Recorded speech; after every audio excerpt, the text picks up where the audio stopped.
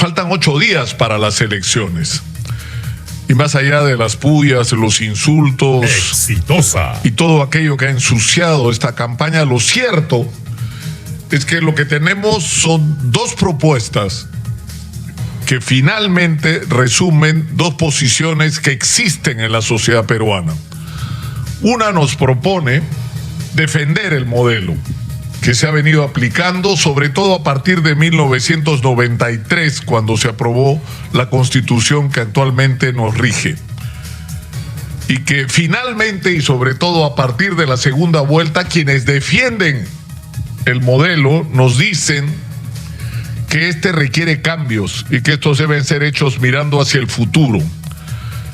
Lo cierto es que el discurso del cambio no fue parte de la primera vuelta, ni queda claro cuáles son exactamente los cambios que se están proponiendo para que no termine el Perú como Colombia, con un nivel de insatisfacción social, o como en Chile, por las inequidades, por esta contradicción que se ha repetido hasta el cansancio de tener crecimiento macroeconómico por un lado y una sociedad que da vergüenza por el otro. Y no es necesario ni que dar detalles, cómo está la educación, cómo está la salud, cómo está la infraestructura, el acceso al crédito, a servicios básicos como el agua, la vivienda, por Dios. No necesito que contárselo a la gente porque ustedes saben de qué estamos hablando. ¿Cómo se va a resolver esa contradicción? Es decir, ¿se pueden cambiar las cosas manteniendo el modelo?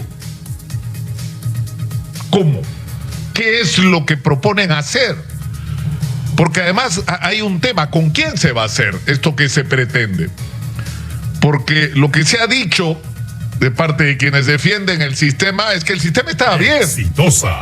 Que Fujimori nos dejó las cosas marchando y que quienes se equivocaron fueron los que vinieron los 20 años posteriores. Pero un ratito, el señor Carranza, el señor Bruce no eran parte de esos que vinieron después. Es decir, los que van a enderezar las cosas son los que nos pusieron como estamos. Entonces hay muchas respuestas que deberíamos tener. No solamente en términos de cuáles son las políticas que se proponen para que no terminemos en la confrontación social como la que está viviendo hoy Colombia, producto de un sistema que no está significando un cambio real para la vida de la inmensa mayoría de personas. Necesitamos una respuesta.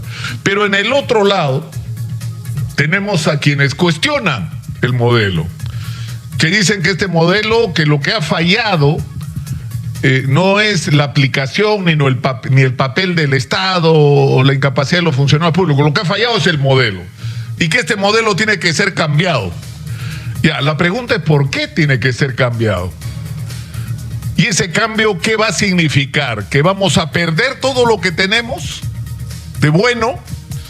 La estabilidad económica, el vivir fuera del fenómeno de la inflación, el no estar angustiados por cuánto cuesta el dólar hoy día y cuánto va a costar mañana y por lo tanto cuánto va a costar todo lo que importemos y por lo tanto cuánto va a costar lo que comemos, porque así estamos.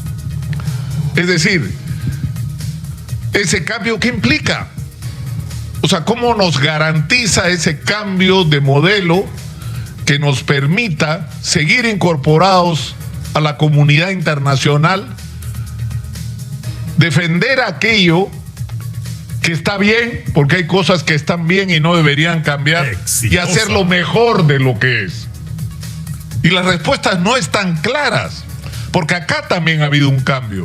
Una cosa es el discurso del programa del señor Vladimir Cerrón y otra cosa es lo que está diciendo, sobre todo en la segunda vuelta, el profesor Pedro Castillo. Pero la pregunta es, finalmente, ¿en qué momento se va a aterrizar esa propuesta? ¿En qué momento vamos a conocer exactamente temas tan delicados como el tratamiento de la inversión extranjera? ¿Cómo va a ser? ¿Los vamos a votar? ¿Vamos a negociar? ¿Qué significa eso de negociar? Exactamente.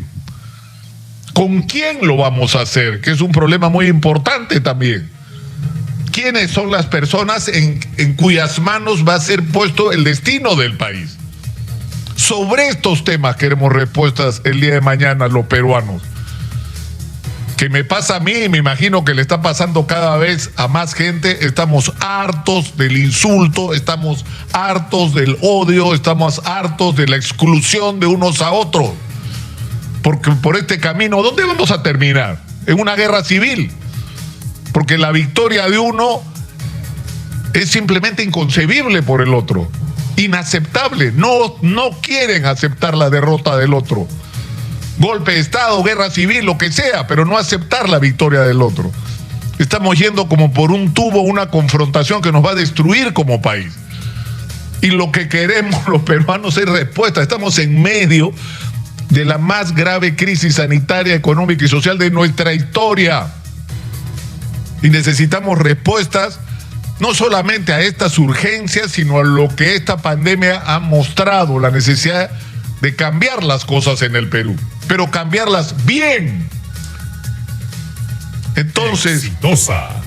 yo creo que el debate de mañana es fundamental, porque estas interrogantes a las que deberíamos escuchar respuestas y a temas tan trascendentes de los que no se ha hablado como debería en esta campaña electoral, que es el de la corrupción. Perdemos 20.000 millones de soles y eso es un cálculo, digamos, optimista sobre lo que el Perú pierde por corrupción, que no significa otra cosa que se roban el dinero. En este momento que yo estoy hablando y ustedes me escuchan, nos están robando en alguna licitación, en alguna contratación, en alguna obra pública. Porque hoy el problema de la corrupción sigue vigente. Prácticamente no hay contratación ni obra pública en el Perú por la que no se tenga que pagar y por la que funcionarios públicos cobran. Porque así están las cosas. Entonces, ¿cómo van a arreglar eso? Cuando tenemos a la candidata a la presidencia procesada por haber percibido irregularmente dinero para financiar la campaña y todos sabemos cómo es esto del financiamiento de campaña y para qué se entrega dinero, y tenemos en el otro lado un candidato donde el secretario general del partido, que pretendió además ser candidato a la vicepresidencia, no pudo serlo porque está sentenciado porque mal manejo de los recursos públicos, y que no es sino una señal de lo que ha pasado en los gobiernos regionales en el Perú, que han sido una combinación espantosa de ineficiencia y corrupción. ¿Cuál es la respuesta a eso? ¿Cómo se va a resolver este tema? ¿Qué se va a hacer? ¿Vamos a fortalecer la Contraloría? No, pues, eso no es una respuesta. Eso no es una respuesta. O sea, queremos saber cómo, la corrupción es como el terrorismo en el Perú, porque roba y mata gente. Y deberíamos tener legislaciones draconianas y dejar de tratar con guantes de seda a los corruptos que se ponen a llorar cuando les dan prisión preventiva. Todos, de cualquier signo político, todos son inocentes a la hora que los acusan, todos son víctimas de persecución. Todos deberían estar presos, señor. Todos, de todos los sectores políticos, sin excepción. Pero eso es un tema sobre el que también esperamos escuchar respuestas el día de mañana. Ojalá sea así. Ojalá sea así. Soy Nicolás Lucar, esto es Hablemos Claro, estamos en Exitosa Perú. La voz de los que no tienen voz, 95.5 en la FM en Lima, esto es Hablemos Claro y estamos conectados en este momento con el periodista de Radio La Ruta de Satipo, Edgar Matienzo, que es el periodista que está haciendo un seguimiento a la espantosa matanza que ocurrió en San Miguel de Lene, donde perdieron la vida 16 personas, incluyendo 2 niñas y 2 menores de edad. Edgar, muy buenos días.